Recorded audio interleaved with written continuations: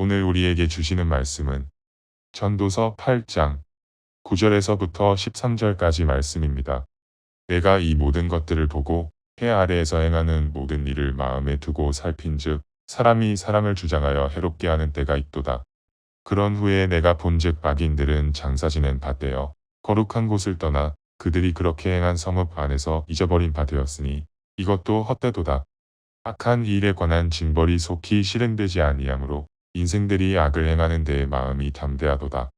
죄인은 100번이나 악을 행하고도 장수하거니와 또한 내가 아노니 하나님을 경외하여 그를 경외하는 자들은 잘 될 것이요 악인은 잘 되지 못하며 장수하지 못하고 그날이 그림자와 같으리니 이는 하나님을 경외하지 아니함이니라. 오늘 이 시간은 악을 행하는 데에 담대하지 말라. 이거 오타입니다. 담대하지 말라 라는 제목을 가지고 하나님 말씀을 증거하도록 하겠습니다. 저와 여러분이 함께 전도서 말씀을 읽었잖아요. 이 전도서의 내용을 보면 전도자가 나옵니다.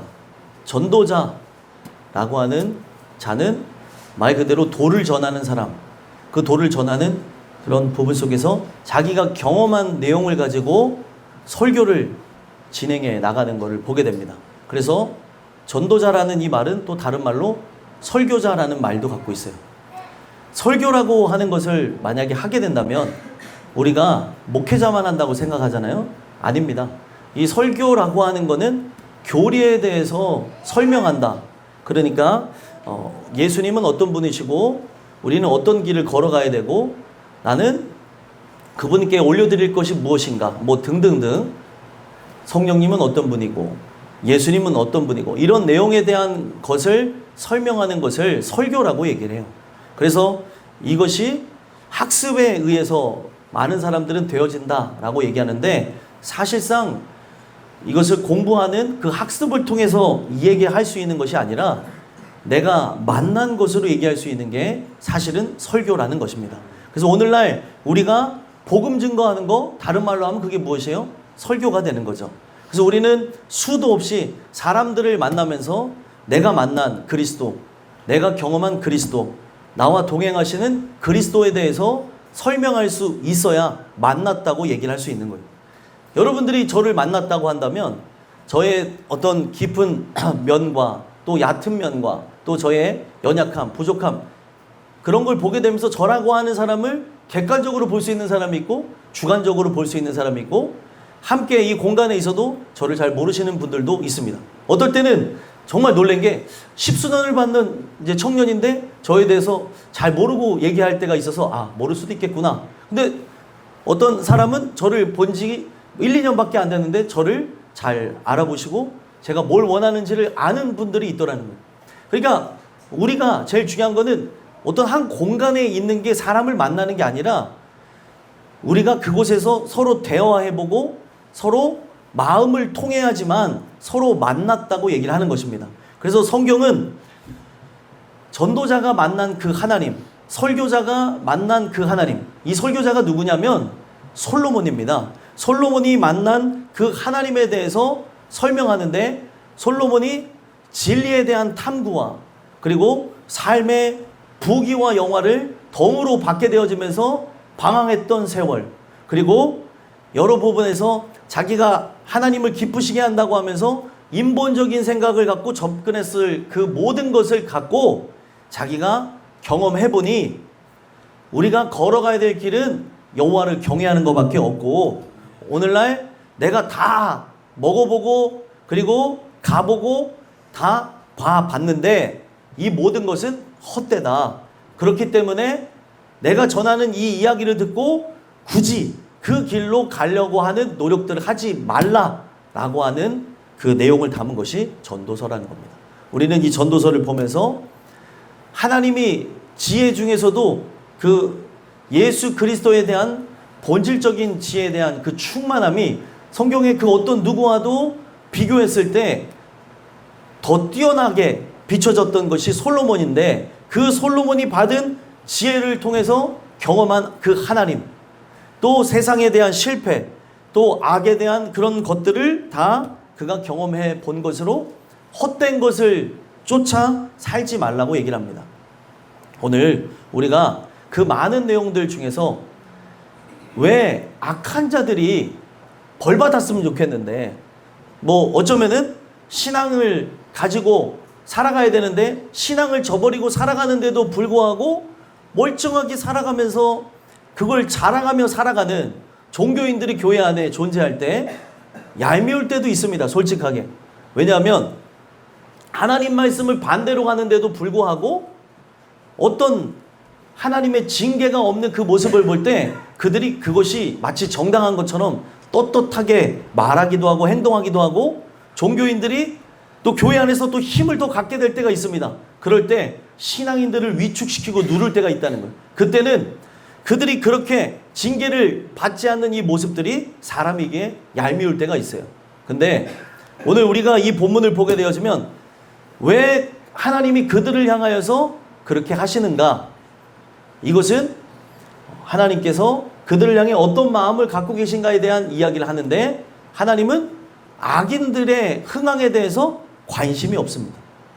우리는 이 땅에 살아가고 눈이 달려있고 귀가 있고 육신의 것들을 어찌할 수 없이 누리기도 하고 경험하고 살아가야 되기 때문에 비교할 수밖에 없는 연약한 자들이라는 거죠. 그러다 보니 오늘날 악인의 흥황을 견디지 못할 때가 있어요. 내가 뭐를 바라보냐에 따라서 악인이 흥황을 하든 아니면은 악인이 쇠퇴를 하든 관심이 없을 것인데, 나의 관심이 돈에 있다든지 명예와 권력과 권세에 있다든지 이런 모습이 있다고 한다면, 우리가 인간의 그 본연의 심리가 이렇게 투영이 되어질 때 사촌이 땅을 사면 어떻대요? 왜 배가 아플까요? 그런 생각 해보셨어요? 배가 왜 아플까? 저는 좀 장이 좀 안 좋아서 뭐 이렇게 얘기하실 거 아니잖아요. 우리가 그런 부분 속에서 인간의 그 본연의 모습은 악하다는 걸 보여주는 거예요. 그러면 그런 부분 속에서 사실상 나는 은혜로 살라고 애쓰고 누가 뭐라 그래도 진짜 누가 알아주겠어요. 하나님 은혜 속에서 살라고 몸부림치는 거, 어떨 때는 나랑 가까운 아내 또 남편, 내 가족이 알아줄 때도 있지만 이것이 100% 이렇게 다 전달이 되지는 않을 때 아쉬움이라는 게 있을 때가 있다는 거예요. 내 가장 사랑하는 존재에게도 내 마음이 다 전달되지 않아서 아쉬울 때가 있는데, 그러지 않고 이 세상 속에서 바라보는 사람들이 나를 얼마나 알겠냐는 거예요. 그리고 이 모습에 대해서 당연하게 나는 신실하게 주님을 너무나 사랑해서 의지해서 살아가는 것인데, 이 모든 행위들이 좀 깝깝하고 그리고 이 부분에서 좀 융통성이 없고 유두리가 없는 것처럼 이야기를 할 때 우리는 아주 속이 아프게 될 때가 있다는 거예요. 여러분들, 우리는 사람들의 평가를 받고 살아가는 이 세상을 살아가고 있지만 이들의 평가는 자기가 기준이 되어서 이야기를 하기 때문에 맞는 경우도 있고 틀리는 경우도 더 많다는 것입니다. 우리는 누구의 평가를 받고 사람을 기쁘게 하기 위해 존재하는 게 아니라 하나님을 기쁘시게 하기 위해서 존재한다는 걸 기억하시면서 우리가 이 예수님에 대한 것을 더 추구하고 예수님을 알아가면 알아갈수록 여러분들이 갖고 있는 그 신앙의 그 중심이, 또 신앙의 그 뜨거움이 점점 더해갔으면 좋겠습니다. 그래서 그런 부분 속에서 전도자가 경험했던 악인의 흥황에 대해서 그가 일평생 살면서 깨닫게 되어졌던 그 진리를 우리들에게 얘기를 하는데, 이 내용의 핵심이 뭐예요? 악인들은 지금도 떳떳하게 살아가요. 죄를 짓고도 뻔뻔하게 살아갑니다. 근데 그런 부분 속에서 다 경험해본 전도자인 솔로몬이 하는 얘기가 무엇이에요? 악을 행하는데 담대하지 말라는 거예요. 곧 뭐가 일어납니까? 심판이 진행될 것을 얘기하고 있어요. 오늘 이 말씀을 보시면서 여러분들과 제가 이 세상에 나의 시각이 어디 있는지를 살펴봤으면 좋겠고, 그 시각이, 그 시선이 세상을 향했던 부분에서 주님께만 향하게 되어지는 은혜가 있게 되기를 간절히 소망합니다. 그래서 오늘 말씀에 보게 되어지면 9절, 10절에 보게 되어지면 악인들의 방자함을 지적하는 장면이 나오는데, 악인들이 어떻게 행하는가에 대해서 얘기를 해요. 그래서 여러분들, 악인이라고 하는 거는 막 범죄를, 우리가 생각하는 범죄를 저지르고 누군가를 해하고 고통을 주고 이런 것을 악인이라고 생각할 수도 있는데 그런 존재들이 악인이 아니고요. 하나님 말씀을 따라서 살지 않는 존재들, 바로 예수 그리스도의 그 십자가의 공로, 그 의를 부여잡고 살아가지 않는 모든 사람을 악인이라고 얘기하는 겁니다. 그러니까 우리가 지금 이 안에 지금 거하고 있지만 내가 십자가의 그 의를 의지하고 살아가지 않는다면 우리는 악인일 수 있는 거예요. 그리고 또 내가 구원받은 자라고 한다 할지라도 지금 죄라고 하는 것이 나를 잠식해 버려서 그것을 의지하고 살아가야 됨에도 불구하고 나를 잃어버린 채 내가 어디를 향해 나가야 되는지를 향방을 모른 채 살아가는 존재가 됐을 수 있다는 겁니다. 오늘날 성령 충만을 받기 위해서 더욱 하나님을 찾는 여러분들이 됐으면 좋겠고, 죄라는 게 얼마나 무섭냐면요, 죄는 생각을 타고 들어옵니다. 마귀도 생각을 틈을 타고 들어오죠. 그래서 결국 어떻게 되어져요? 관영해 버리게 만듭니다. 관영이라고 하는 거는 먹물이 물에 똑 하고 떨어져서 시커멓게 변하는 거하고 동일한 거예요. 퍼져버린다는 거죠. 그러면 생각 하나에 의해서 사람은 살기도 할 수 있지만, 하늘의 생각이 들어와서 사는 경우도 있지만, 악한 생각이 들어와서 불의의 도구가 되는 경우도 있더라는 거예요. 자, 우리가 이렇게 사역의 현장에서도 사탄이 역사하고 있다는 것을 성경에서 아주 잘 설명한 게, 가룟 유다 속에 어떤 생각을 집어넣었대요? 예수 팔 생각을 집어넣었더라. 그러면 오늘 우리가 그 현장이 어디였는가를 생각해 보면 바로 은혜의 현장 속에서 누군가는 예수를 팔아넘길 생각을 할 수가 있다는 걸 보여주는 거예요. 먼 측면, 그리고 아주 광대한 측면에서는 그 하나님의 그 은혜의 측면에서 보면 택정하심이 없어서 그런 거 아닙니까? 물론 그렇게 얘기할 수 있지만, 오늘 누가 택정받았는지는 여러분들의 입으로 자신있게 얘기할 수가 없습니다. 내가 자신있게 혹 얘기할 수 있다면 이것은 내가 그 말씀을 부여잡고 살아가는 그 모습으로만 자신있게 얘기할 수 있는 거라는 거예요. 근데 내가 십자가의 공로를 의지하지 않는다? 죄송하지만 내가 이곳에 있지만 종교인이 되어진 것은 아닌가? 종교인인 것은 아닌가? 또 내가 주님과의 관계가 틀어진 것은 아닌가? 돌아다 보면서 다윗이 고백했던 그 고백, 주의 성신을 내게서 거두지 마옵소서. 나에게 필요한 것은 이 성령을 통해서 그분의 그런 숨결을 느끼고 전능자의 그늘 아래 살아가는 것이 은혜라는 겁니다. 오늘 우리가 이 세상을 살아가면서 악인의 그 흥황 때문에 실족하게 될 때가 있는데, 이것을 바로 전도자는 어떻게 풀어갔는가를 보시면 되겠습니다. 그래서 이 악인의 흥황에 대해서 9절에 보면은 뭐라고 얘기하는가 한번 읽어볼까요? 읽어보겠습니다. 시작. 내가 이 모든 것을 보고 해 아래에서 행하는 모든 일을 마음에 두고 살핀즉 사람이 사람을 주장하여 해롭게 하는 때가 있도다. 아멘. 이 모든 것을 봤대요. 해 아래에서 행하는 모든 일들. 여러분, 지혜가 있다 보니 그 지혜를 가지고 세상을 탐구하기 시작한 거예요. 진리를 탐구하기 시작한 거예요. 하나님의 의도는 무엇인가? 왜 저 영혼에게 하나님께서 좋은 것만 주시지 아니하고 또 저가 원하는 바 나쁜 것을 허락하신 이유가 무엇일까? 그 모든 부분 속에서 하나님이 주시는 은혜 속에 깨닫게 되어진 바가 있는 거죠. 그러니까 오늘날 여러분들 이 지혜 현현이신 예수 그리스도를 여러분들의 마음에 모시면 이 세상의 의도가 보여지게 되어지고 악한 것의 그 멸망, 결국이 보여지게 되어지고, 오늘날 나라고 하는 존재가 어느 누구도 볼 수 없고 깨달을 수 없는 천국을 보게 될 것이라 믿습니다. 지혜를 얻는다는 것은 이곳에서도 지구 반대편의 것을 헤아릴 수 있는 게 지혜를 마음에 얻었다고 하는 사람들의 모습이라는 거예요. 그러면 지혜를 얻었다고 한다면, 저번 주 말씀이라고 하면 우리가 삶 속에 뭐가 드러나야 돼요? 명철을 얻은 모습이 드러나야 되는 거예요.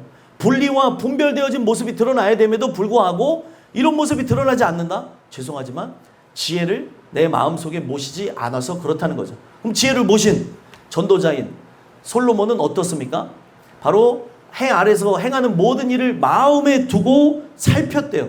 근데 살피고 이 부분을 탐구하면서 봤더니 사람이 사람을 주장하며 해롭게 하는 때가 있는 걸 봤더라는 거죠.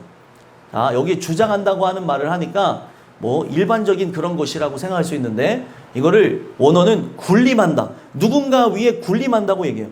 그러면 이것이 여러분들 원초적으로 보게 되면 직장에서 누군가에게 군림당하기도 하고요. 그리고 가정에서 군림당하기도 하고 그리고 내가 누군가를 군림하면서 찌고 누르기도 하는 그런 부분들을 보게 되더라는 겁니다. 그래서 이 군림한다고 하는 이 존재가 누구냐? 바로 악인을 상징하는 거고 이런 부분 속에서 제가 말씀드렸죠. 악에 대한 정의가 바뀌어야 되는 것이 범죄를 저지르는 그러니까 누가 봤을 때 흉악한 사람이 악인이 아니라 하나님의 진리의 도를 따라서 살아가지 아니하며 말씀대로 살아가지 않는 그 사람들이 다 악인이라는 거예요. 그래서 예를 들면 뭐 살인죄라고 할 때 여기 살인죄를 저지른 사람이 어디 있어요? 표면적인 부분에서요. 근데 이면적인 부분에서 살인죄를 저지릅니까? 안 저지릅니까? 저지르죠. 그게 무엇입니까? 미워하고 시기하고 질투하고 분내고 다투고 그냥 이 마음에 요동치는 이런 부분들 통해서 살인죄를 밥 먹듯이 저지르고 또 제가 자주 여러분들에게 주장하는 바 부모가 저지르는 살인죄 중에 어떤 게 있냐? 아이들의 그 권리와 권한을 박탈해가는 거예요. 그 권리와 권한이라는 게 무엇이냐? 예배드릴 위대한 권리를 박탈해가는 거죠. 자, 어린이날이니까 특별히 주일은 쉬어야 돼. 바깥에 다니면서 못 봤어? 주일은 쉽니다. 그래서 예배를 쉬고 놀러 가야 돼. 알겠지? 그렇게 가시는 분들이 많아요. 그러면 이게 뭐냐? 성경에 입각해서 볼 때 살인죄라는 거예요. 살인죄. 그리고 자체적으로 자기가 어린이인 줄 알고 쉬시는 분들도 있고 어린이날이 다가왔다고 하면서 또 보니까 조금 지나면 저 어버이날인데 저는 어버이날입니다. 여러분들 제가 추구하는 바가 있어요. 주일은 주일로 지켜야 돼요, 여러분들. 그래서 제가 여러분들한테 다 말씀드리지 않고 안 하는 부분들이 있었는데 좀 말씀드리려고 하는 게 제 생각은 주일은 오로지 하나님의 영광을 위해서 나가야 되는 것이지 어린이 주일도 없고요. 사실 뭐 어버이 주일도 없고요. 그 어떤 주일에 사람이 대상이 될 수가 없습니다. 사실. 기독교가 시작됐을 때 그런 거 존재하지도 않았어요. 근데 자꾸 체계화를 하려다 보니 이런 것도 챙기고 저런 것도 챙기면서 이 주일의 개념 속에 물론 이것을 잘 활용하는 교회도 있지만 저는 근본적이고 원초적인 거를 놓치지 말자는 거죠.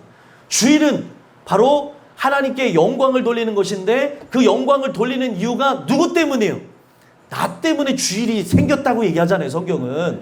그런데 그 부분에서 나 때문에 생겼다고 해서 그날을 이번엔 어버이 주일이야. 근데 이 교회를 봤더니 어버이 주일인데 카네이션도 안 달아주네. 참 이 교회가 이 빡빡해갖고 진짜 카네이션도 안 달아주고 바라보는 것, 관점이 사람에게 있지 않다는 걸 보여주는 거예요. 생각이 없어서 돈이 없어서 그것에 대해서 못해서가 아니라 더 중요한 거를 가치 있는 걸 생각하는 거죠. 그렇게 하다 보면 주일에 뭐를 주는가? 어떤 어버이 주일에는 뭐 카네이션을 달아준 것뿐만 아니라 소정의 선물을 드렸다고 했는데 그 어떤 애는 안 줬다고 하니까 어떤 교회는 그것 때문에 난리가 났대요. 어버이 주일인데 왜 선물도 안 주냐고. 그러면 주일은 사람을 위한 건 맞는데 내가 영광 받기 위함이 아니라 하나님이 영광 받으시고 그 영광을 올려드리는 걸 통해서 영원한 천국이 나의 것이 되기 위해서 존재하는 게 주일입니다. 근데 이런 것이 잘 이렇게 사람들에게 전달이 되지 않을 때가 있다는 거예요.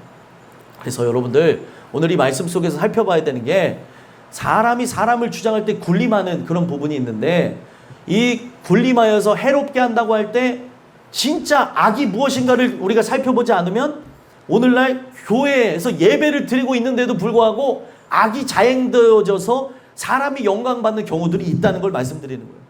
그래서 오늘날 사람이 사람을 주장할 때 살인죄를 저지를 때 오늘날 내가 가지고 있는 권리와 권한을 가지고 부모라고 한다면 예배를 드리고 있는 얘가 성인이 되기 전까지 여러분들이 갖고 있는 최대 힘을 사용해서 예배 드릴 수 있게 하는 것이라고 하면 저는 찬성합니다. 근데 그런 부분이 아니라 이상한 쓸데없는 그들에게 권리를 나눠주고 너 오늘 예배 드릴 거야? 안 드릴 거야? 이건 물어볼 가치가 없는 거예요. 근데 존중해 준다고 하면서 그런 걸 질문을 해버리니까 애들이 이것에 대해서 내가 당연히 선택할 수 있는 거라고 생각하는 거죠. 절대로 이거는 선택이 아니고 택정을 받는 것이고 은혜로 나가는 것이라고 교육을 해도 삐뚤어 나갈 수 있는 게 사람입니다. 그래서 여러분들 권한을 줄 수 없는 데에서는 주지 마십시오. 그리고 오늘날 우리가 살펴봐야 되는 것은 나라고 하는 존재는 진짜 예배 드리는 거에 목숨을 걸고 나가는 그런 부분이 있어야 된다는 걸 기억했으면 좋겠습니다. 근데 이 악한 자들이 그렇게 사람들을 괴롭히고 고통을 주고 또 악한 자라고 딱 드러나면 좋겠는데 이거는 악한 것 같기도 하고 악한 것 같지도 아니하는 뭐 그런 부분을 갖고 사람을 해롭게 하는 그런 존재가 있다라고 가정한다면 여러분들 이 부분 속에서 사람을 해롭게 했다는 거, 여기서 말하는 해롭게 하는 거는 구원과 반대되는 길, 하나님이 원하시지 않는 길로 이끌어갔다는 거예요. 여러분들은 절대 그런 것으로 누군가를 주장하며 해롭게 하는데 사용되어지는 도구가 되지 않기를 간절히 소망합니다. 여러분들과 저는 의의 도구가 되어야 되는 거예요. 하나님이 바라시는 도구. 근데 나라고 하는 존재가 그렇게 사용되어져야 됨에도 불구하고 그렇게 사용되지 않고 반대로 가고 있다면 이거는 문제가 있는 부분이라는 거예요. 그래서 그렇게 살았던 악인이 죽었습니다. 그럼 죽은 다음에 있는 일에 대해서 이제 10절에 얘기를 하는 거예요. 그렇게 누군가에게 군림하면서 사람을 이렇게 가스라이팅하고 자기가 원하는 바대로 사람들을 세팅하여서 악한 길로 이끌었던 자가 죽었어요. 그러면 여러분들 어떻게 해야 돼요?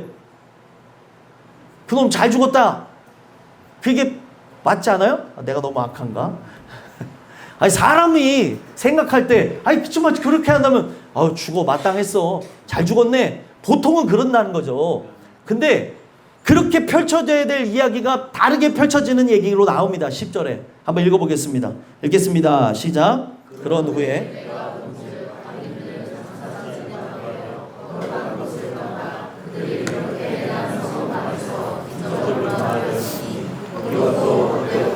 아멘. 여기 보면 그런 후에 내가 본즉 황당한 일이 있다는 걸 얘기하는 거예요. 지금 전도자인 솔로몬이 보는데 뭘 봤어요? 악인들은 장사 지낸 바 되었다라고 얘기해요. 자, 악인들을 장사해주면 돼요, 안 돼요? 원래는 안 되죠. 예레미야에도 보면 악인들의 결국은 사람들이 그들을 진정으로 싫어했기 때문에 지금 죽은 다음에는 모르잖아요. 예? 죽은 다음엔 몰라요. 내가 어떻게 장사를 치룰 줄 모른다는 거예요.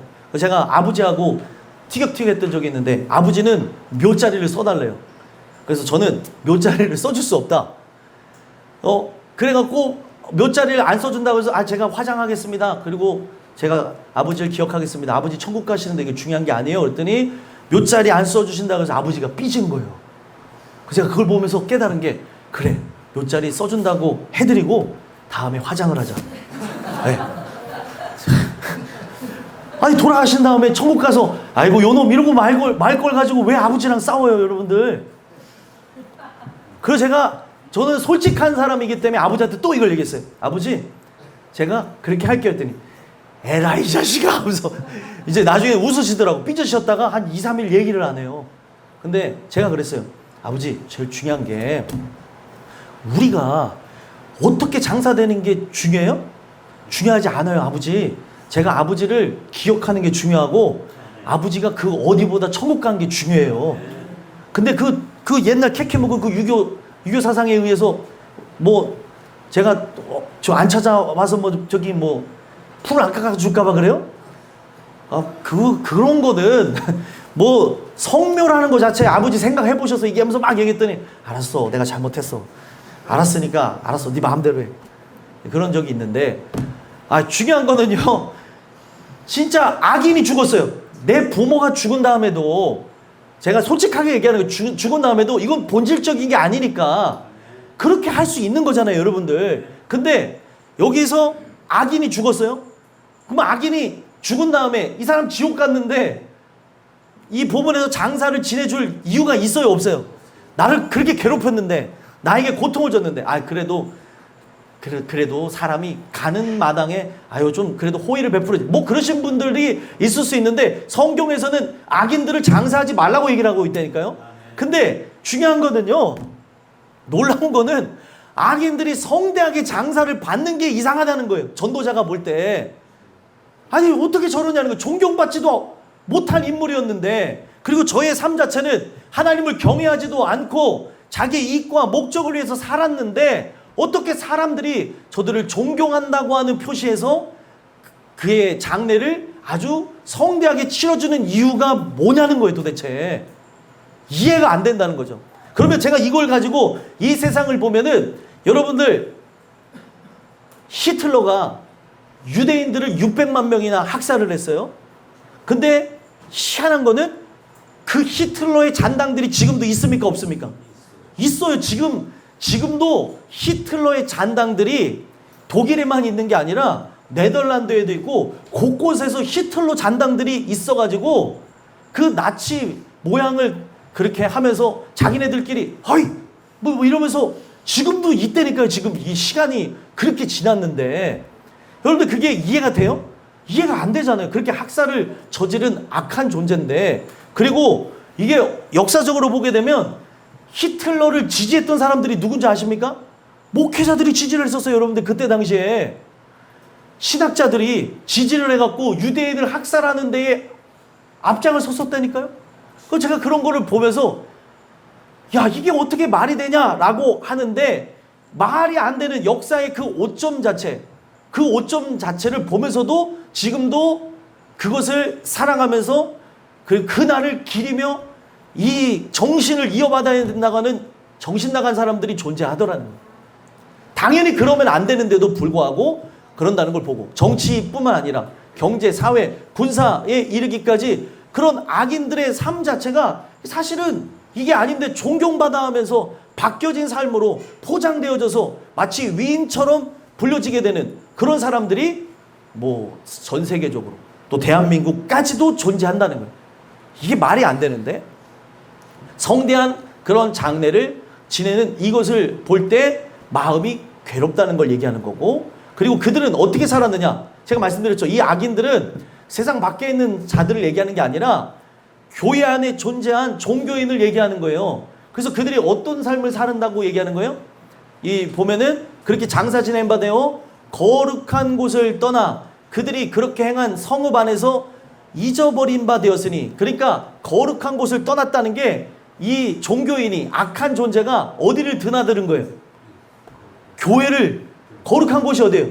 교회를 성전을 드나드는 거예요. 그러면 이 말이 왜 무섭냐면 지금도 의인인 것 같지만 악인이 여기에 존재할 수가 있고 정말 주님의 은혜로 산다고 하는 사람인 것 같지만 실상은 악인으로서 정말 하나님의 뜻을 거역하면서 살아가는 존재일 수 있음을 보여주는 거예요. 그러니까 악인의 결국이 처참해야 되는데 처참하지 않았고 그리고 그가 살았던 삶 속에서는 심지어 거룩한 곳이라고 얘기할 수 있는 성전, 교회를 드나들인 모습까지 있다는 거예요. 그리고 교회를 드나들면서 그가 무엇을 했냐? 그들이 그렇게 행한 성읍 안에서 그 성읍 안에서 그가 뭐를 행했어요? 사람이 사람을 주장했대잖아요. 사람이 사람을 주장해서 해했다고 얘기하지 않습니까? 군림하면서 누군가를 가스라이팅하고 잘못된 길로 그리고 죄악된 길로 인도하며 자기 멋대로 자기가 하나님의 위치에서 자기가 읊는 자기만의 신앙, 기독교인인데 내로남불을 외우면서 살아가는 거예요. 나만 괜찮으면 되지. 아유 내가 중심이지. 그건 너 인생이고 하면서 성경도 자기 마음대로 해석하며 살았던 그 사람의 악행, 사람들을 고통을 주며 살았던 이 모든 것들이 시간이 지나면 어떻게 돼요? 잊어버린 바 된다는 거예요. 아니 희한한 게 사람은 선인들도 잊어버리고요. 악인들도 잃어버려요. 근데 중요한 거는 그가 악행을 저지른 그의 악행에 대한 모든 흔적들은 잊어버린 바 되어졌는데 이게 시간이 지나니까 어떻게 되어져요? 그의 악행은 사라지고 그가 마치 선인인 것처럼 포장을 하면서 나가는 모습이 있으니 이게 너무 헛되다. 마음이 굉장히 고통스럽다 이렇게 표현을 하는 거예요. 그래서 여러분들 우리가 일본하고 왜 역사에 대해서 이렇게 싸우는 줄 아세요? 왜 중국에 대해서 역사와 이렇게 싸우는지 아십니까? 너무 쉬워서 여러분들 답을 안 하신다고 생각하는데 왜냐하면 역사를 그들이 왜곡하잖아요. 그 왜곡한 그거를 바로잡으려고 하는 거예요. 시간이 지나도 흑역사라고 너네들의 이 과오를 인정하고 지금 이 부분 속에서 자손들을 잘 가르치라고 얘기하는 거예요. 근데 이것을 교과서에 왜곡해서 실어버리니까 어떤 일들이 일어나는 거예요? 독도가 누구 땅이래요? 독도가 여러분들 다케시마냐? 예? 예. 니혼진 데스까? 아니? 아니, 우리 생각해 볼게. 아니, 거기가 왜 다케시마라고 사람들이 얘기를 했어요? 중요한 거 아니니까 넘어갔지만. 아니, 뭐 자꾸 다케시마에서 저는 옛날에 전혀 관심도 없을 때, 어렸을 때는, 저기 다시마의 하나의 종류인가. 그 정도로만 생각했어요. 어렸을 때. 예, 아주 어렸을 때는 그렇게 생각했는데, 이게 점점점 심각해지는 거 아시죠? 지금 중국도 하지 말아야 되는 것이 있는데 저기 서해에 요만한 데 와갖고 막 거기서는 그 어업이 중지가 됐어요. 어업이 금지가 된 그곳에서 어업을 하고 있는 거예요. 근데 그 어업을 왜 하느냐? 별거 아닌 것 같지만 이거에 대한 영토권을 주장하기 위해서 어업을 시작하는 거예요, 여러분들. 근데 제가 그걸 보면서 놀라운 게 아니 어떻게 그럴 수 있는가 하는데 여러분들 한 세대 지나고 두 세대 지나면 독도는 다케시마라고 이 사람들 얘기하게 되는 거예요. 일본의 힘이 세지면. 그러니까 이거 갖고 계속 싸우는 거예요. 근데 여러분들 독도는 누구 땅이에요?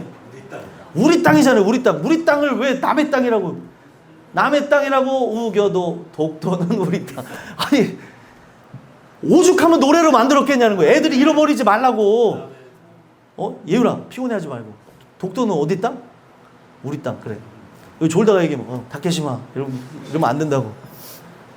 아니 오늘날 이게 여러분들 그들의 악행은 잃어버렸고 시간이 지나니까 그들이 계속해서 매년마다 그 성대하게 그의 길마다 막 사람들이 모여갖고 그거를 기리고 하니까 이게 한 해가 지나고 10년이 지나고 20년이 지나니까 선인으로 포장이 되는 거예요, 여러분들.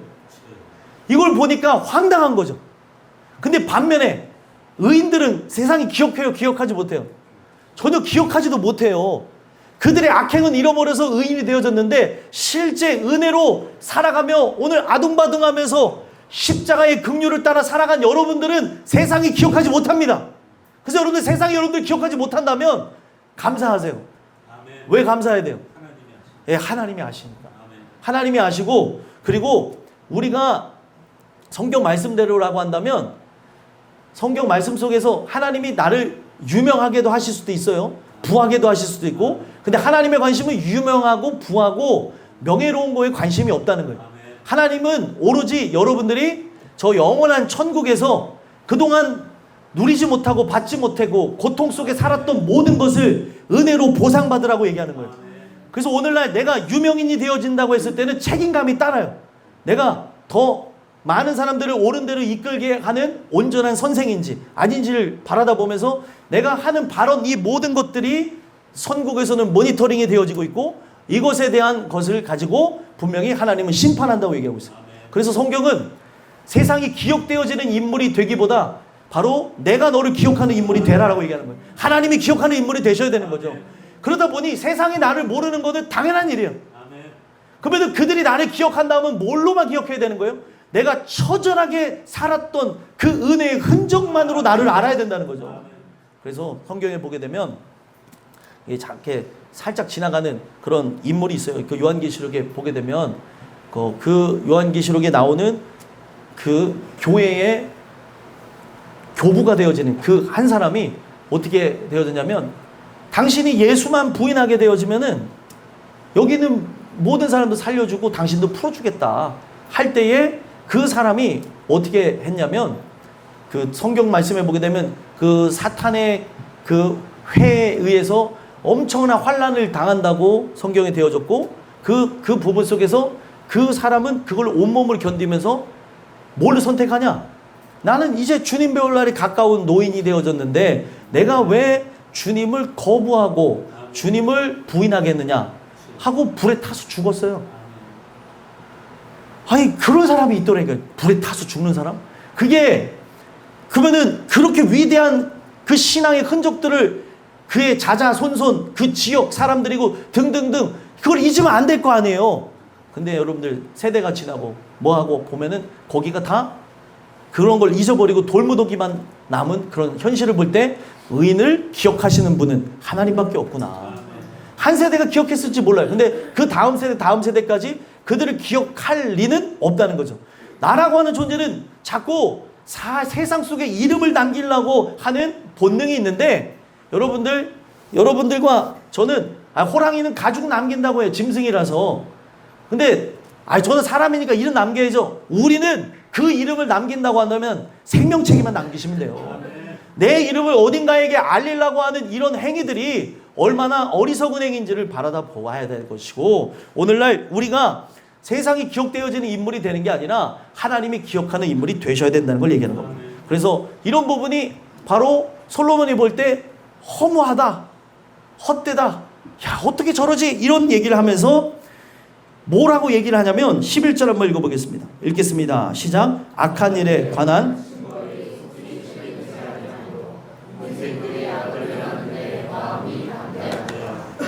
아멘. 저는 이걸 보면서도 정말 두렵고 가슴이 아픈 게 악한 일을 관한 징벌이 어떻대요? 속히 실행되지 않아요. 그러면은 성경에 여러분들이 생각할 때 불합리한 게 있어요. 믿는 자가 은혜에서 이탈했어요. 그러면 징벌이 있어요, 없어요? 속히 있죠. 그죠? 우리 권사님 얘기하잖아요. 많이 맞아보셨어요? 예. 저도 많이 맞아봤어요. 아니 근데 이게 뭐냐면 하나님이 사랑하니까 가만히 두지 않는다니까요. 내가 생각만 잘못했는데도 하나님이 가만히 두질 않아요. 얼마나 사랑하는 거예요. 네? 얼마나 사랑하는 거예요. 그렇게 생각해야 된다니까요.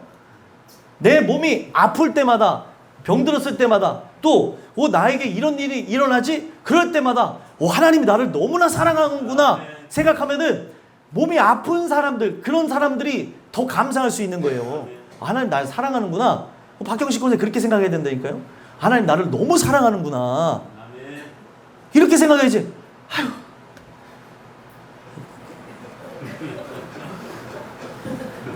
네. 이러면 안 된다는 거죠. 그죠? 그냥 감사해야 될 일이에요. 하나님 그럼에도 감사합니다. 내가 이렇게 할 수 있으니 감사합니다. 하나님 내가 더 은혜로 살아가라고. 하나님 나한테 오늘 이렇게 하신 거는 내 중심이, 말씀이 중심이 되라고, 내 허리의 중심이 바로 하나님의 말씀이 되라고 그러셨군요. 하나님 감사합니다. 이래야 된다니까요. 근데 그렇지 않고 예. 우리 권사님이 안 그러시니까 제가 그러는 거예요. 다들 반응이 왜 이래요? 예? 우리 권사님이 예? 정말 그걸 잘 이겨내고 있으니까 얘기하는 거죠. 오늘날 이 부분 속에서 이 부분을 내가 은혜로 이렇게 생각해 본다면 하나님의 백성, 하나님의 자녀는 내 자녀니까 하나님 가만두지 않는다니까요. 근데 악한 자들에 대한 징벌은 속히 실행돼요, 안 돼요? 안 돼요. 왜요? 신경도 안 써요. 왜? 내 자녀가 아니니까. 약간 조금 전문 용어가 생각이 안 나서 그렇습니다. 비속어라서 죄송하지만 오지랖이 넓으신 분들이 있어요. 오지랖이 넓으신 분들은 식당에서 애들이 뜨면은 혼내시는 경우들이 있어요. 야, 새끼야, 너는 왜 이렇게 여기서 이렇게 뛰냐고. 그렇게 혼내면 그 다음부터 2차전이 시작되는 거예요. 아니 왜 우리한테 뭐라고 하세요? 그러면서 좀 조심해야 돼요, 여러분들. 그렇게 하시면 안 돼요. 옛날에는 그렇게 해도 아이고 죄송합니다 이러는데 요즘엔 죄송하다고 얘기 안 하는 시대가 되어졌어요. 근데 어찌됐든 요즘은 어떻게 해요? 실제는 막 누가 뛰든지 말든지 내 자녀가 아니고 내 손주가 아니면 신경을 쓸 수가 없어. 신경을 좀 많이 쓰면은 저기서 따가운 시선을 볼 수도 있어요. 뭘 봐요? 이럴 수도 있기 때문에 아주 지금 무서운 시대에 살아가고 있습니다. 그러면 우리가 이런 부분을 살아갈 때에 그런 부분에서 분명히 알 수 있어요. 내 자녀가 아니기 때문에 그래 말하지 말자. 그럴 때가 있잖아요. 하나님도 마찬가지예요. 내 자녀가 아니니까 내버려 두는 거예요. 그냥 저러든지 말든지 자기가 의인 의인도 아니면서 의인인 척하고 살아가도 내버려둬요. 왜? 어차피 하나님이 묵혔다가 마지막에 그냥 심판을 주시려고 하는 거죠. 그래서 오늘날 여러분들 나라고 하는 존재가 가장 시원하게 모든 걸 감사하는 날이 구원의 날, 바로 천국 가는 날입니다. 모든 걸 다 보상받는 날이 될 거예요. 모든 눈물을 닦아주시는 날이 될 거라니까요. 근데 내가 이 땅에서 다 받았어요. 그러면 천국에 받을 곳이 없고, 그리고 내가 주인 되어서 나갔다고 한다면 그 사람은 천국에 들어가지 못할 수도 있다는 걸 기억해야 된다. 그래서 인생들이 악을 행하는 데에 마음이 담대하도다. 왜요? 왜 인생들이 악을 행하는데 담대히 행할까요? 그 징벌이 속히 진행되지 않기 때문에. 그리고 이걸 통해서 또 두려워해야 되는 마음이 있잖아요. 사실 나를 버렸는가, 나를 선택하지 않았는가를 생각해야 되는데, 아니 이렇게 살면은 하나님이 좀 때릴 법도 한데 안 때리고 있다라고 한다면 이것은 오히려 더 두려워해야 되는 상황이라는 거예요. 그러니까 어떻게 해요? 이걸 보면서 두려워해야 되는데 말씀을 모르니까, 내가 지금 하나님을 거스리고 마음대로 살아가는데도 멀쩡하니까 어떻게 해요? 마음이 담대한 거예요. 악을 행하는데 이래도 괜찮네? 예배 좀 늦어도 괜찮네? 예배 빠져도 괜찮네? 2주 빠져도 괜찮네? 3주 빠져도 괜찮네? 제가 말씀드리잖아요. 3주 이상 빠지면 하나님의 특별한 은혜가 아니고서는 돌아오기가 쉽지 않다. 희한한 게 연속 스트레이트로 3주 빠지면서 돌아오는 것도 최병영 집사님밖에 없어요. 그 엄청난 은혜. 하나님이 너무 사랑하니까 돌아오게 하시는 거죠. 우리 최병영 집사님. 다음 주는 체육대회입니다. 빠지시면 안 돼요. 그랬더니 다음 주는 스케줄 바쁜데? 아닌데? 다음 주 저기 최병영 집사님 계셔야죠. 네? 예배도 드리고 체육대회도 하고 같이 운동회 하면서. 이제 우리 최병영 집사님, 주여, 오늘 오래간만에 왔는데 나에게 왜 이런 시험을 제가 최병영 집사님 보면서 희한한 거는 이러면서도 전화를 받아요. 제 전화를. 그래서 전에는 제 최병희 집사님이 전화 끊어놓은 줄 알고, 어떻게 알았지? 너 거짓말 하지 말고 교회 와. 제가 그랬어요. 최병희 집사님한테. 그랬더니 전화 끊어놓은 줄 알고, 어떻게 알았지? 안 먹히네? 전화 끊어놓은 줄 알고. 근데 정말 감사한 건 전화를 받아주는 거. 전화 꼭 받아야 돼요. 최 집사님. 네, 머리 긁으면서 또 반항기가 있어요. 좀 요즘에 이렇게 말씀을 잘 안 들으면 사람들이 반항기, 양기가 좀 돌아요, 사람이. 여러분, 양기, 반항기는 좀 없어야 돼요, 여러분들. 양기가 뭔지 아시죠? 우리 진짜 양기는 하나님의 말씀의 양으로서 아멘만 있으면 돼요. 근데 그런 양기가 아닌 양아치기가 있다는 걸, 양기가 있다는 거예요. 오늘 우리가 이 부분 속에서 생각해 봐야 되는 것, 악을 행하는데 담대함이 있으면 두려움이 있어야 되고, 이것 때문에 심판받으면 어떻게 하지? 하나님의 징계를 받으면 어떻게 하지? 믿음의 사람들은 벌벌벌 떠는 거예요. 근데 오늘 내 속에 정말 장악되어진 게 악이 되어지면 점점점 죄를 범해도 이 부분에 대해서 두려움이 없게 되더라는 거예요.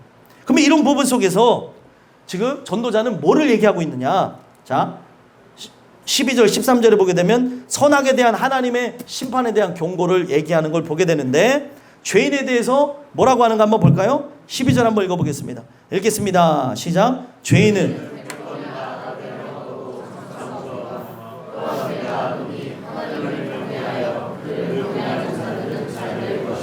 아멘. 여기 보면 죄인은 100번이나 악을 행하고도 뭐를 한대요? 아까 말을 이어져 가는 거죠. 그러니까 징벌이 속히 오지 않기 때문에 그들이 하나님 되어져서, 아니 뭐라도 좀 하나님이 사인을 줘야, 계기를 줘야 깨달을 수 있는데 계기가 없는 거예요. 근데 오늘날 우리가 하나님을 거역하고 살아가는데 계기가 없다면 버렸는가 정도 생각할 줄 알아야 돼요. 하나님이 나를 사랑하시지 않는가? 하나님 뭐 택했다가 버렸다는 분은 아니지만 원래부터 택하지 않아서 그런 거는 아닌가 생각해 봐야 된다는 거죠. 하나님이 사랑하는 자에게 즉각 반응하십니다. 사랑하기 때문에 징계를 속히 주시죠. 근데 사랑하지 않으면 징계를 속히 실행할 이유가 없는 거예요. 내 자녀도 아닌데 그냥 내버려 두는 거죠. 그러니 죄인은 100번이나 악을 행하고도, 이 100번이라는 게 진짜 100번이 아니라 만수를 얘기하는 거예요. 정말 그 삶 자체가 악으로 가득 찬 상태로 산다 할지라도 그 사람 오래 살아요? 오래 살지 않아요? 진짜 오래 살아요. 얼마나 오래 사는데요, 진짜. 아니 뭐 심지어 그렇게 악을 행하면서 술 담배 하며 막 망나니처럼 사는데도 100살까지 살아요. 막. 그리고 심지어 그 사람들은 뭐 보약 챙겨 먹냐? 보약도 안 먹는데도 오래 살아요. 그러니까 이걸 볼 때 사람들이 내 시선이 거기에 향해 있으면 실족하게 되는 거예요. 어떻게? 저렇지? 왜 그렇지? 그런 마음이 이제 들 수가 있는데, 그런 부분에서 전도자가 깨달은 거는 뭐예요? 그들은 이제 악을 행하는데 또한 내가 아노니 뭐를 이제 알게 되어졌다는 거예요. 그들은 장수하지만 반면에 하나님을 경외하며 그를 경외하는 자들은 잘 될 것이요. 자, 그게 중요한 게 아니라는 거예요. 시선을 좀 바꿔보자는 거죠. 그들은 그냥 하나님이 내버려둬서 하나님이 그들을 향해서 징벌을 속히 실행하지 않는 것은 멸망시키기 위해서다라는 것으로 이것을 정리하고, 우리가 진짜 알아야 되는 건 뭐예요? 하나님을 경외하며 하나님만을 두려워하고 세상에 그 어떤 것도 두려워하지 않고 나가는 자들은 잘 될 것이라는 거예요. 그러면 이 잘 된다고 하는 것에 대한 의미도 잘 해석해야 돼요. 이걸 잘 된다고 하는 것을 교회 표어로 삼으면서 세속화된 걸로 가져가는 교회를 봤어요. 잘 되는 교회. 이 잘 되는 교회에 대한 것이 교회에서 쓸 수 있는 표현인데, 이 잘 된다고 하는 것이 세속적인 이 세상에서의 의미를 얘기하는 게 아니더라는 거죠. 경외하는 자들 잘 된다고 하는 건 뭐예요? 우리에게는 내세가 있고 바로 그곳에 약속이 있는 그곳에서 영원토록 왕노릇할 날이 있을 것이다 라고 얘기하는 거예요. 그래서 그것을 잘 된다고 하는 것이지, 이 땅 가운데서 내가 악인의 일을 꺾으시는 그 하나님이시기에 내가 그를 밟아 일어서고 내가 그 위에 머리가 되어지고, 이거는 상상 속에만 있는 일일 수 있는 겁니다. 물론 하나님이 때에 따라서 그렇게 하시는, 역전시키는 하나님의 모습을 보여주지만, 전도자가 깨달은 바는 이 땅에서 잘 된다는 의미를 갖고 한 게 아니더라는 거예요. 그러니까 이 땅에서는 절대로 안 될 수도 있을 수 있다는 겁니다. 반대로 의인은 안 되고 악인은 잘 될 수 있다는 거죠. 하지만 진짜 잘 되는 게 잘 된다고 얘기하는 것은 이 땅에서의 그것을 가지고 얘기할 수 있는 것이 아니라 영원한 천국에 들어가는 것으로 얘기할 수 있다는 겁니다. 그래서 이게 시각이 바뀌게 되는데, 시각이 어떻게 바뀌어요? 결국에 13절 어떤 고백을 하게 되는가 한번 봤으면 좋겠습니다. 읽겠습니다. 시작. 악인은 잘되지 못하며 장수하지 못하고 그날이 그림자와 같으리니 이는 하나님을 경외하지 아니함이니라. 아멘. 자, 12절에서 분명 뭐라고 얘기했어요? 악인은 잘됐어요? 잘되지 않았어요? 잘됐죠. 악을 행하고도 장수했어요. 근데 13절에서는 악인이 어떻게 됐다고요? 잘되지 못한다는 거예요. 그러면은 이 13절이 12절에 대한 내용을 반박하는 내용이에요? 하나님이 지금 지혜를 솔로몬에게 줘서 앞전에 말한 것과 뒷전에 말한 것이 헷갈려서 하신 말이에요? 편집이 잘못된 말이에요? 아니죠. 그럼 이게 무슨 말일까요?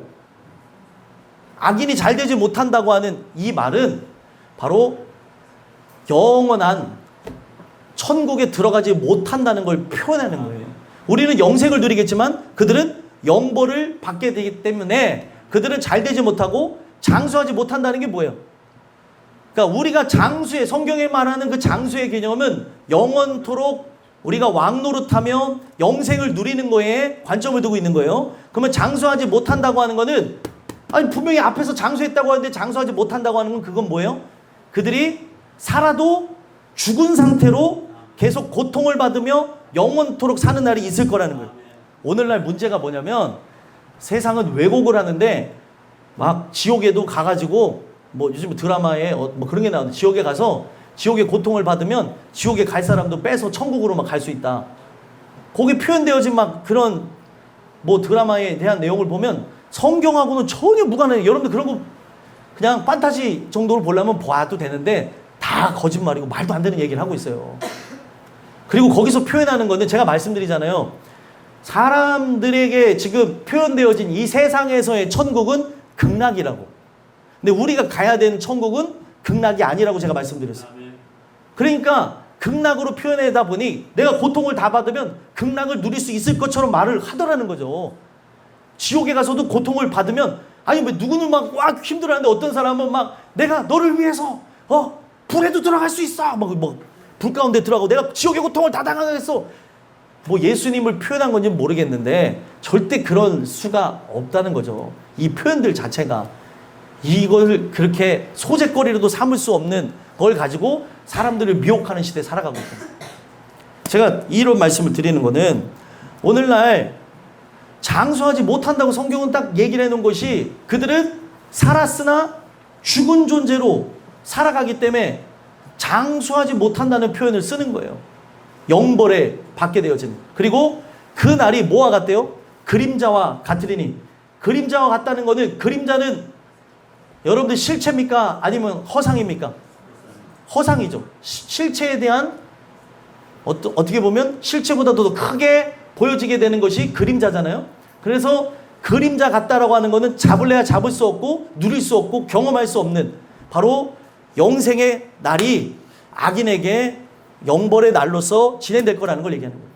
그래서 그 이유가 뭐예요? 아주 간략하게 정리를 해놨어요. 왜 악인은 악인이 되어지고 결국에 영원토록 그 날을 누리지 못하게 되어지냐? 하나님을 경외하지 아니함이니라. 그러니까 오늘도 하나님을 경외할 때 오늘날 이 예배를 선택의 문제로 가져가지 않을 수 있다니까요. 하나님을 두려워할 때 예배가 선택이 되어질 수 없어요. 이건 정말 뭐 바쁜 일이어서. 아니, 바쁜 일 없다니까요. 기독교인이 되어진 그 순간부터는 주일날에는 내가 어떤 일이 있더라도 결혼식이고 뭐고 나는 못 가라고 얘기하는 게 맞는 거예요, 여러분들. 평신도의 그 어떤 기원, 그 부분 속에서 내가 만약에 진짜 나는 교회만 다니는 사람이라도 진짜 하나님의 은혜를 입은 성도라고 한다면, 직분을 받지 않은 성도라고 한다 할지라도 내가 하나님의 긍휼을 받았다고 한다면 하나님과의 관계보다 중요한 날은 없습니다. 그 당연한 거예요, 여러분들. 근데 이 당연한 것이 당연하지 않게 되어지는 사람과의 만남, 1년에 한 번인데 어때? 그런 거 없다니까요. 존재할 수가 없는 거예요. 오늘날 뭐에 맞추냐, 내가 뭐에 관심을 갖느냐, 이 부분에 따라서 나의 스케줄과 모든 상황은 바뀌게 되는 거예요. 하나님을 두려워할 줄 알아야죠. 내가 364일은 잘 살았으니까 하루는 빠져도 돼. 이런 게 아니라니까요. 이 주일을 초월한 사람은 없어요. 이 주일 안에서 우리는 하나님의 은혜 가운데 살아가는 거죠. 근데 하나님을 경외해야 될 사람이 경외하지 않는다? 뭐가 문제가 있는 거예요. 내가 주일날에 한 번의 예배를 드리는데 이 예배가 점점 느슨해지고 있다. 예배를 소중히 여기지 않는다. 이 예배에 대해서 오늘날 나라고 하는 존재가 정말 하나님에 대한 그 뜨거운 마음이 없다. 생각해 봐야죠. 내가 그 하나님을 두려워하지 않는 건 아닌가. 횟수를 갖고 얘기할 수는 없어요. 한 번 나오는 중에도 전심으로 예배드리고 여기에 마음을 두고 있으므로 기회가 다다르면은 모든 예배에 참석하려고 하는 사람이 있는가 하면 이 모든 예배를 나와도 마음이 세상 가운데 있는 상태에서 예배를 드릴 수 있는 게 인간이라는 겁니다. 그래서 이 표면적인 것 갖고 판단할 수는 없는데 스스로에게 질문을 던져보라는 거죠. 하나님을 경외하는가? 경외하지 않는가? 나는 하나님만을 두려워하고 세상에 어떤 것도 두려워하지 않는 하나님을 진정으로 경외하는 사람인가? 아니면 하나님을 경외하지 않고 세상에 있는 모든 것들은 다 두려워하는데 하나님은 두려워하지 않는, 하나님을 경외하지 않는 존재인가? 돌아다볼 필요가 있다는 겁니다. 오늘 이 말씀을 마치면서 나라고 하는 존재는 과연 하나님을 진정으로 경외하고 살아가는가? 오늘 나라고 하는 존재는 진짜 악을 행하는데 담대히 행하면서 살아가는 존재인가? 아니면 자그마한 악도 견디지 못하고 회개하고 그 하나님이 그 징계를 통해서 관리하시는 대상인가를 보셨으면 좋겠고, 오늘 이 말씀을 통해서 여러분들과 저는 결국에 그 심판의 날이 다다를 때에 기뻐하며 즐거워할 사람이 있는가 하면 심판의 날이 다다를 때에 슬퍼하며 이를 갈 사람들이 존재합니다. 오늘 이것을 스스로에게 적용해 볼 때 나는 어떤 사람인가 돌아다 보시고, 오늘 의인의 결국은 영혼 구원을 받음이라. 그 의인의 결국, 믿음의 결국은 영혼 구원을 받음이라. 이 말씀 그대로 여러분들과 저는 영원한 천국을 소망하는 자답게 누가 뭐라고 해도 그곳에 관심 있는 자처럼 나의 시선이 세상에서 하나님께로 옮겨지게 되는 은혜가 있게 되길 간절히 소망합니다. 마지막으로 제가 이 말씀을 드리려고 하는데, 어제 청년부에서 나눴던 말씀인데, 믿음이 있다는 거는 어떤 거냐? 내가 주님과 배를 탔어요. 주님과 배를 탔는데 풍랑을 만났어요. 근데 주님은 주무세요. 마가복음에 있었던 내용이거든요. 4장에. 주님은 주무세요. 그러면 여러분들은 어떻게 하는 게 맞아요? 같이 자야 되는 게 맞다니까, 진짜로. 같이 자야 되는데, 근데 내 눈앞에는 뭐가 펼쳐지고 있어요? 성경에 보니까 배에 물이 들어오고 있어요. 근데 믿음이라고 하는 게 진짜 뭐냐면, 믿음이라고 하는 거는 세상이 바라보는 시각에서 보이지 않는 곳에 시선을 두고 바라보는 거예요. 아니, 이게 뭐냐면 뭘 보기 때문에 자꾸 바라보는 거죠. 하물며 개도 한 곳을 응시하고 이렇게 짖는 이유가 있어요. 그 뭐가 있는가 봤더니 거기에 도둑이 있는 경우들이 있더라는 거죠, 진짜로. 사람이 볼 수 없는 시야각이 있고 들을 수 없는 소리를 듣다 보니까, 아니 진짜로 예전에 저희 개가 자꾸 짖고 봤더니 개장수가 숨어 있는 거를 봤더라니까. 그래서 개도둑이 와서 숨어 있는 거를. 그래갖고 걔네들이 죽지를 않고 살아남았어요. 그 개들이. 뭔가 시선이 그쪽으로 옮겼다는 거는 느낀 게 있는 거죠. 나만이 볼 수 있는 게 있는 거예요. 근데 그걸 만약에 못 보면은, 뭐 사람들은 그러잖아요. 개를 보면서도, 야 너는 지금 이렇게 밤에 뭘 짖냐고 하면서 개를 이렇게 한 대 쥐어받고 들어가는 경우도 있는데, 아 얘가 목적이 있어요. 뭘 보니까 짖는 거라는 거예요. 오늘날 내 시선이 이 차오르는 그 물을 바라보면서 배를 바라볼 수밖에 없는 게 인간의 시선인데, 나의 시선이 보이지 않는 곳을 향하게 되어지고, 그리고 나의 시선이 예수님을 향하게 되어지는 이유는, 지금 그때 제자들은 복 받았어요. 예수님을 함께 배 태웠잖아요. 그래서 시선을 주님께 옮기면 되는데, 우리는 이 세상에 살아가고 있는데 나의 시선이 주님을 향할 수 있는 것은 진짜 말씀을 통해서 그 눈이 열려져야지만 주님을 바라볼 수 있는데, 그렇지 않다 보니까 자꾸 뭐만 보여요? 내 삶에 차오르는 물만 보이는 거예요. 세상의 물결, 문화의 물결, 죄악의 물결만 바라보면서 끌탕을 하는 거죠. 근데 내 시선이 지금 주님을 향하게 되어진다면, 말씀을 통해 남들이 볼 수 없는 예수님이 나와 함께하고 있다는 걸 본다면 어떤 일들이 일어날까요? 우리 권사님 말대로 예수님이 주무세요. 예수님이 주무시는 이유는 뭐예요? 예수님이 누굴 의지하기 때문에 주무시는 거예요? 하나님을 의지하기 때문에 주무시는 거예요. 폭풍우도 삼키우지 못한다고 하는, 전능자가 나와 함께한다고 하는 바로 하나님의 아들 예수님이 그런 믿음이 있기 때문에 예수님은 주무십니다. 그러면 나도 예수님과 함께한다면, 내가 예수님과 함께하는 게 진실하다면 예수님을 믿는 자는 잘 수 있을까요? 잘 수 없을까요? 잘 수 있죠. 물이 좀 차가워. 배를 좀 찼네. 그래도 자야 돼. 잠이 잘 안 오지만 주님 자볼게요. 이게 믿음의 사람인 거예요, 여러분들. 인본적인 시각으로 보면 이게 당연한 것처럼 비춰지죠. 물이 차오르는데 예수님을 깨우는 게 당연하겠지만, 신본적인 시각으로 보게 되면 예수님과 함께 자야 되는 거예요. 물이 차올라서 이 목까지 찬다 할지라도 자야 돼요? 자지 말아야 돼요? 자야 돼요. 여러분들, 주님이 주무시잖아요. 주님, 지금 코에 물이 들어갔지만 좀 자겠습니다. 주님이, 이게 진짜 무모해 보이고 답답해 보인다 할지라도 주님이 지금 주무시잖아요. 그럼 주님도 이렇게 물을 마시고 계신지, 내 코에 찼으면 주님도 그럴 거 아니에요. 그러면은 주님은 하나님을 끝까지 신뢰한다면 나도 예수님을 끝까지 신뢰하는 자처럼 그리 아니하실지라는 믿음을 가져야 되는 거예요. 그러면 결국 어떻게 될까요? 풍랑이 잠재워지는 거예요. 예수님이 답답하니까 일어나셔서 어찌하여 무서워하느냐, 그러면서 또 뭐라고 얘기해요? 어찌하여 믿음이 없느냐. 믿음이 없으니까 주님을 깨우는 거예요. 믿음이 있으면 어떻게 해요? 자는 거예요. 믿음이 너무 있어서 예배 시간에 주무신 분들이 있는데, 예배 시간에 주무시면 안 되고, 예배 시간에 깨어나서 그때는 자면 안 되는 거예요. 오늘 우리가 이 부분 속에서 살펴봐야 되는 게, 바로 나라고 하는 존재는 내 시선이 주님을 지금 향해 있는가, 아니면 지금 이 물을 향해 있는가. 지금 전도자인 솔로몬의 시각은 분명 세상을 바라보면서, 악인을 바라보면서 괴로움도 있고 고통도 있었다가 이 시선이 전능자로 향하게 되어지니까, 그리고 구원하시는 그 의인의 그 결국을 보게 되어지니까 어떻게 되는 거예요? 감사하게 되어지는 거예요. 오늘도 그런 은혜가 우리 모두에게 있게 되기를 간절히 소망합니다. 기도하겠습니다.